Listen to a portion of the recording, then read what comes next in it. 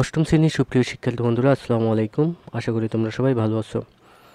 আজকে তোমাদের জন্য হাজির হলাম সপ্তম সপ্তাহের ইসলাম শিক্ষা 2 নং অ্যাসাইনমেন্ট নিয়ে। তো প্রিয় শিক্ষার্থী বন্ধুরা, চলো প্রথমে আমরা এই সপ্তাহের অ্যাসাইনমেন্টের প্রশ্নগুলো একটু দেখে নিই। আজকে যে অ্যাসাইনমেন্টটি সেটি হলো আমাদের দ্বিতীয় অধ্যায় থেকে দেওয়া হয়েছে, যে জাকাত এবং পার্ট 2 জাকাত ফরজ হওয়ার শর্ত। এই যে 4টা পার্ট আছে এবং জাকাতের মাসারিফ এবং পার্ট 4 জাকাতের গুরুত্ব তাৎপর্য, এই পার্ট 4টা থেকে আমাদের অ্যাসাইনমেন্টে দিয়েছে। দেখো এখানে যে অ্যাসাইনমেন্ট আমাদের করতে হবে, তোমার চাচা প্রতি বছরই একটি নির্ধারিত সময়ে তার অর্থের হিসাব নিকাশ করেন। এবছর হিসাব করে তিনি দেখতে পান তার নগদ উদ্ধৃতের পরিমাণ 4 লক্ষ টাকা। তিনি শরিয়াতে বিধান মতে কীভাবে জাকাত প্রদান করবেন তার উপর কর্মপরিকল্পনা। আর এক্ষেত্রে আমাদের সংকেতগুলো কি ব্যবহার করতে হবে? জাকাত ফরজ হওয়ার শর্তসমূহ লিখতে হবে, পদেও জাকাতের পরিমাণ নির্ধারণ করতে হবে, তার এলাকায় যাদেরকে জাকাত দেওয়া যাবে তার তালিকা তৈরি করতে হবে, এবং 4 নম্বরে জাকাত হিসেবে তিনি কি কি দিতে পারবেন তার একটি তালিকা। এটা হচ্ছে অ্যাসাইনমেন্ট, এবং অ্যাসাইনমেন্টটি মোটামুটি আমাদের অনেকেই একটু বড় হবে, কারণ অনেকগুলো টপিক এখানে দেওয়া হয়েছে। আর এক্ষেত্রে যদি তুমি কোরআন হাদিসের উদ্ধৃতি আরবিতে লিখো, ধারাবাহিকতা বজায় রাখো, তাহলে তুমি কিন্তু অতি উত্তম হিসেবে তোমাকে মূল্যায়ন করবে। তো চলো আমরা আজকের অ্যাসাইনমেন্টটির সমাধানটি দেখে নিই। দেখো, শরিয়াতে বিধান মতে জাকাত প্রদানের উপর কর্মপরিকল্পনা। জাকাত আরবি শব্দ, এর আবিধানিক অর্থ বৃদ্ধি, পবিত্রতা, পরিচ্ছন্নতা ইত্যাদি। ইসলামিক পরিবেশে ধনী ব্যক্তিদের নিসাব পরিমাণ সম্পদ থাকলে নির্দিষ্ট অংশ গরিব অভাবী লোকদের মধ্যে বিতরণ করে দেওয়াকেই জাকাত বলে। আল্লাহ তাআলা চান সম্পদ মানুষের কল্যাণে ব্যয় হোক, সমাজের সামগ্রিক অর্থনৈতিক ব্যবস্থার উন্নতি হোক। এ বিষয়ে বিবেচনায় জাকাত অর্থ বৃদ্ধি। বিত্তশালীদের সম্পদের দারিদ্র্যের অধিকার আছে, কাজেই গরিবদের নির্ধারিত অংশ দিয়ে দিলে অবশিষ্ট সম্পদ ধনীদের জন্য পবিত্র হয়ে যায়। এই দিক বিবেচনায় জাকাত অর্থ পবিত্রতা। জাকাত দিলে সম্পদে আল্লাহ বরকত দান করেন। ইসলামী 5টি গুরুত্বপূর্ণ রোকনের মধ্যে জাকাত অন্যতম। কোরআন মাজিদে বহু জায়গায় চালাতের সাথে জাকাত আদায়ের নির্দেশ দেওয়া হয়েছে। যেমন দেখো, এখানে আরবিতে একটা আয়াত দেওয়া আছে এবং এর অর্থ হলো কি, আর তোমরা নামাজ কায়েম করো এবং জাকাত প্রদান করো। সূরা আল মুজাম্মিল আয়াত নং হলো 20। এই যে আরবিটা যদি তোমরা লিখো তাহলে কিন্তু তোমাদের ভালোভাবেই মূল্যায়ন যে তোমাদের মার্কসটা খুব ভালো পাবে এবং অর্থসহ। তারপর দেখো, শরীয়তে বিধান অনুযায়ী নামাজ আদায় করলে আদায়কারীর জন্য যেমন পুরস্কারের ঘোষণা আছে, তেমনি জাকাত আদায়কারীর জন্য সুসংবাদ রয়েছে। যেমন জাকাত দিলে মাল পবিত্র হয় এবং সম্পদে আল্লাহ তাআলা বরকত দেন। জাকাত প্রদানকারীদের আখিরাতে অধিক পরিমাণ পুরস্কার দেওয়া হবে, যা মানুষ কল্পনাও করতে পারবে না। হাদিসে কুদসিতে আছে, আল্লাহ তাআলা তার বান্দাকে বলেন, হে বনি আদম, আমার পথে খরচ করতে থাকো, আমি আমার অফুরন্ত ভান্ডার থেকে তোমাদেরকে দিতে থাকব। বুখারী ও মুসলিম। জাকাত আদায়কারীদের সম্পর্কে আল্লাহ তাআলা বলেন আবারও একটি আয়াত, এর অর্থ হলো কি, আর আল্লাহ বলেছিলেন, আমি অবশ্যই তোমাদের সাথে আছি যদি তোমরা নামাজ কায়েম করো এবং জাকাত দাও। সূরা আল মাইদা আয়াত নং 12। জাকাত হলো দরিদ্রের আল্লাহ প্রদত্ত অধিকার, ধনীদের দয়া বা অনুগ্রহ নয়, বরং এটি আদায় করা ধনীদের উপর ফরজ। এ প্রসঙ্গে আল্লাহ তাআলা বলেন, দেখো আয়াতটার অর্থ কি, তাদের ধন সম্পদে অবশ্যই দরিদ্র ও বঞ্চিতদের অধিকার রয়েছে। সূরা আল জারিয়াত আয়াত নং 19।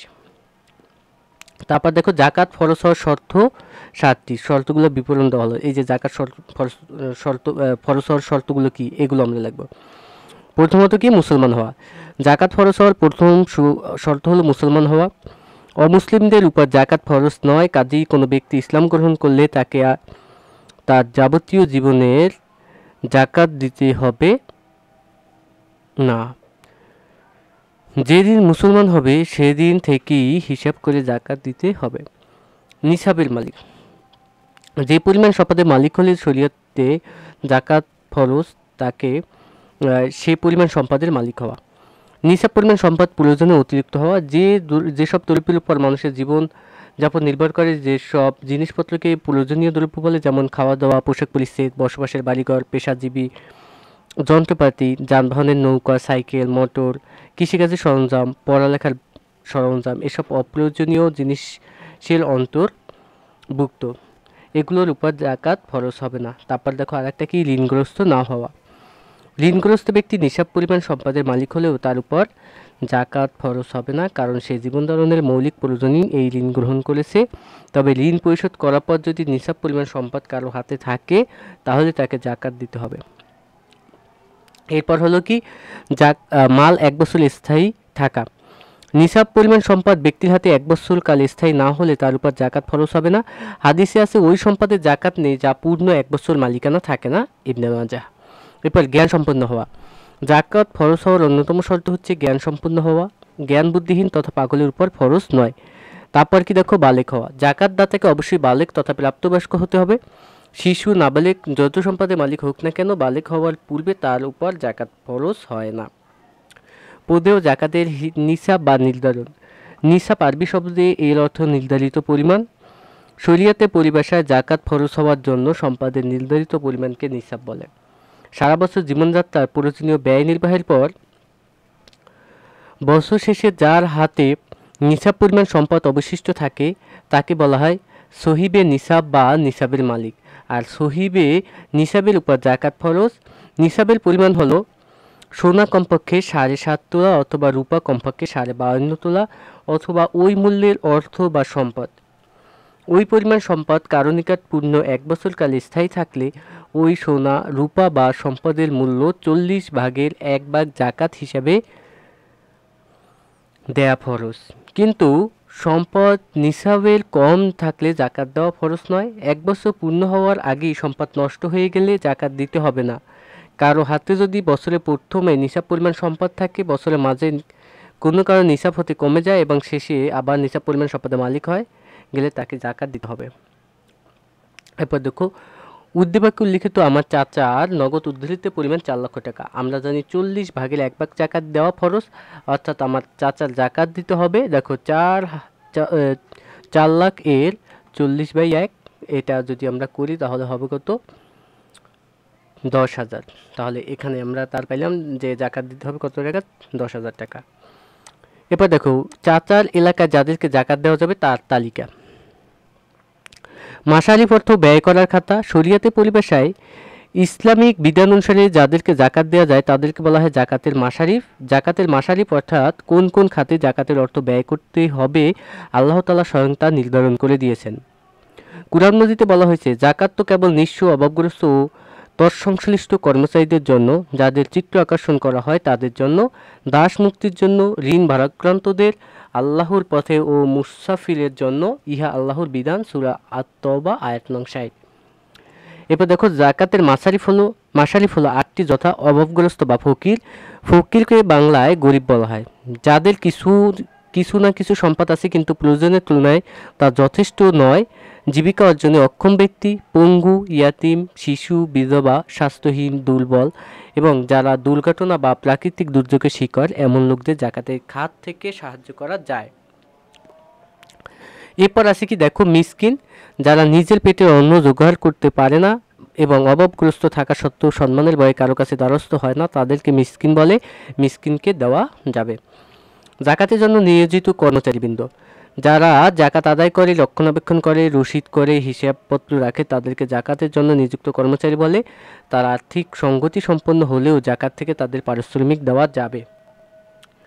মন জয় করার উদ্দেশ্যে। সদ্য মুসলমান হওয়া ব্যক্তি সমস্যা দূরীকরণে এবং ইসলামের উপর অবিচার রাখার উদ্দেশ্যে তাদের জাকাত দেওয়া যাবে।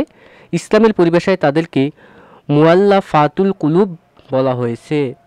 ইসলামের প্রাথমিক যুগে এ জাতীয় লোককে জাকাত দেওয়ার বিধান ছিল। মুক্তিকামী দাস। যে দাস তার মনিবের সাথে নির্দিষ্ট পরিমাণ অর্থ পরিশোধ সাপেক্ষে মুক্তি পাওয়ার চুক্তি করেছে, এমন দাসকে মুক্তির মূল্য পরিশোধের জন্য জাকাত প্রদান করা যেতে পারে। বর্তমানে ইসলামের কৃতদাস প্রথা চালু নেই বিধায় এই ক্ষেত্রে জাকাতের অর্থ বণ্টন করা হয় না। এরপর কি ক্ষতিগ্রস্ত ব্যক্তি। যে নিজের প্রয়োজন মিটিয়ে ঋণ পরিশোধ করতে অক্ষম, তাদের জাকাত দিয়ে ঋণ পরিশোধ করতে সাহায্য করা যায় আল্লাহর পথে। এর আরবি পরিবেশ হলো, এখানে এরা হবে না, হবে এর আরবি পরিভাষা হলো ফি সাবিলিল্লাহ। এটি অর্থ জিহাদ। ইসলামের প্রচার ও প্রসারের এবং কুফরি ব্যবস্থাকে নির্মূল করে ইসলামী ব্যবস্থা প্রতিষ্ঠা করে সকল প্রচেষ্টাকে জিহাদ বলে। এইরূপ ইসলামের খেদমতে নিয়োজিত ব্যক্তিকে জাকাত থেকে সাহায্য করা যায়। অসহায় প্রবাসী। কোনো ব্যক্তি সফরে গিয়ে অসহায় অবস্থায় পড়লে বা যাত্রাপথে আর্থিক সংকটের কারণে বিপদে পড়লে সাময়িকভাবে তাকে জাকাতের অর্থ প্রদান করা যায়।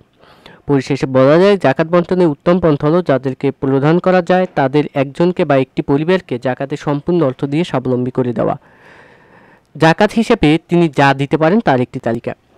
দেখো এটা কি হবে, জাকাতের মাধ্যমে সমাজের ধনী দরিদ্রের মধ্যকার বিরাজমান বৈষম্য দূর হয়, তাদের মধ্যে অর্থনৈতিক সমতা ক্ষেত্রে প্রস্তুত হয়। আল্লাহর নির্দেশ মতো যথাযথভাবে জাকাত প্রদান করলে সমাজে কোনো লোক অন্নহীন, বস্ত্রহীন, গৃহহীন থাকবে না, কেউ না খেয়ে থাকবে না, আবার কেউ বিনা চিকিৎসায় কষ্ট পাবে না। সম্পদশালী ব্যক্তিদের সম্মিলিত প্রচেষ্টায় জাকাত ও সদকার অর্থে অভাবীদের প্রয়োজন মিটিয়েও অনেক জনহিতকর এবং জনকল্যাণমূলক কাজ করা যায়। বহু দরিদ্র ব্যক্তিকে অর্থনৈতিকভাবে স্বাবলম্বী করে তোলা যায়। স্বাস্থ্যবান দরিদ্র শ্রমিককে তার শ্রমের উপযোগী উপকরণ দেওয়া সম্ভব। সুতরাং আমার চাচা দরিদ্রের জন্য সেবামূলক প্রতিষ্ঠা যেমন এতিমখানা, দাতব্য চিকিৎসালয় ইত্যাদি প্রতিস্থাপন করতে পারে। এমনিভাবে সম্মিলিত প্রচেষ্টা চালালে এমন এক সময় আসবে যখন জাকাত গ্রহণ করার লোক খুঁজে পাওয়া যাবে না। ইসলামের প্রথম যুগে এমন পদক্ষেপ গ্রহণের ফলে অপূর্ব সাফল্য অর্জিত হয়েছিল। দৃষ্টান্তস্বরূপ খলিফা উমর ইবনে আব্দুল আজিজ রহমতুল্লাহি আনহু এর যুগের কথা উল্লেখ করা যায়। ইসলামী জাকাত ব্যবস্থার ফলে তার যুগে জাকাত নেওয়ার মতো লোক খুঁজে পাওয়া কষ্টকর ছিল। ইসলামী জাকাত ব্যবস্থা গোটা সমাজকে কৃপণতা, সংকীর্ণতা, স্বার্থপরতা, হিংসা, বিদ্বেষ প্রভৃতি বদ অভ্যাস থেকে পবিত্র রাখে এবং পরস্পরের মধ্যে ভালোবাসা, ত্যাগ, মমত্ববোধ ইত্যাদি আরও সুদৃঢ় করে। তো প্রিয় শিক্ষার্থী বন্ধুরা, এটি ছিল আমাদের সপ্তম সপ্তাহের তোমাদের ইসলাম শিক্ষা অ্যাসাইনমেন্টের সমাধান। আশা করি ভিডিওটি তোমাদের ভালো লেগেছে এবং ভালো লেগে থাকলে চ্যানেলটিকে সাবস্ক্রাইব করবে এবং বেল আইকনটি ক্লিক করবে। সেই সাথে যারা ফেসবুক পেজ থেকে ভিডিওটি দেখো তারা ফেসবুক পেজটিকে লাইক করে রাখবে এবং ফলো অপশনে গিয়ে সিফাস করে রাখবে, যাতে পরবর্তীতে ভিডিও আপলোড করার সাথে সাথেই তোমরা পেয়ে যাও। সেই সাথে লাইক, কমেন্ট এবং শেয়ার করবে, যাতে ভিডিওটি তোমাদের বন্ধুরাও দেখে উপকৃত হতে পারে। আজকে এ পর্যন্তই। ধন্যবাদ সবাইকে।